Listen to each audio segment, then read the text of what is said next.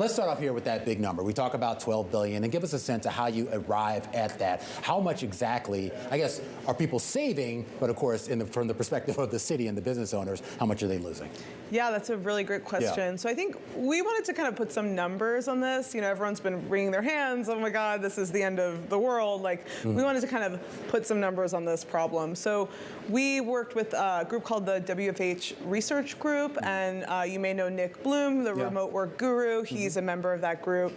And they helped us calculate a figure for how much less New York City workers are spending near the office. It works out to about $4,661 per worker per year, because people are in the office about 30% less. Right. And then we actually multiplied it by the number of commuters who used to be working in Manhattan in 2019. It's about 2.7 million people. Okay. And that's how we got that big $12 billion number. Okay, but here's the thing. People may not be coming into Manhattan to work, but they are staying in, say, Brooklyn or Queens or the Bronx. And so they are spending in those other boroughs. So the hit is kind of dispersed. It's not just Manhattan. Right. So there's a benefit elsewhere. That's a really good point. And I think some people have been reading this as like, people are saving $12 billion a year. This is great. But we know, of course, people are going to spend money, right? They just are not spending it necessarily in Manhattan anymore, right? We know there's been this big trend of economic vibrancy in the outer boroughs. We actually talk about it a good deal in the piece.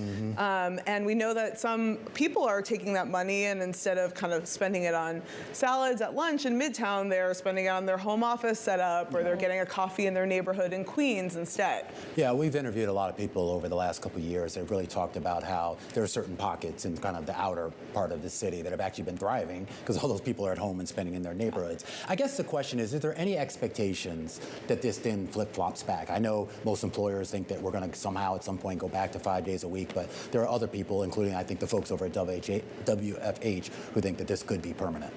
Yeah, and I think, you know, we've seen those numbers stabilize when we look at all the different kind of sources of data we pulled in for the story. We pulled in a lot of different ways of measuring this in terms of location as well as spending. We see this really stabilizing, and I think one of the impetuses for this story was, well, how do we live with this? If this is what it's going to be like, you know, if Manhattan is losing $12 billion a year from reduced worker spending in these core business districts, how do we learn to live with this problem? Higher transit fees, higher subway fares, higher taxes? That's one, I mean, certainly on the transit side, the MTA has floated raising fares as one of the potential solutions, also cutting service, right? They've said that they are planning to cut service on a couple of different subway lines on Mondays and Fridays, those days that people are working from home, as I think we all know and see on our Zoom screens on Mondays and Fridays. And so there are a lot of different ways, you know, cities, businesses, all of us are going to have to learn to live with this.